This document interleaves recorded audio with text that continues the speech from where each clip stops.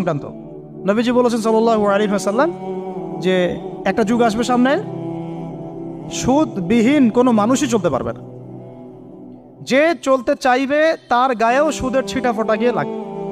আসে নাই সেই যুগ? সুবহানাল্লাহ। কিভাবে তিনি এত স্পেসিফিকলি কথাগুলো বলতে পারেন? নিশ্চয়ই তিনি এমন একজন সত্তার কাছ থেকে জ্ঞান পেয়েছেন যিনি সব জানেন, অতীত বর্তমান ভবিষ্যৎ, তাই না? এমনকি নবীজি বলেছেন ইমামুল মাহদির সময় যে 10 জন ঘোড়সাওয়ার বের হবে এবং তারা গিয়ে খোঁজ নিতে যাবে যে দাজ্জাল বের হয়েছে কিনা, নবীজি বলছেন আমি সেই 10 জনের নামও জানি, তাদের বাবার নামও জানি।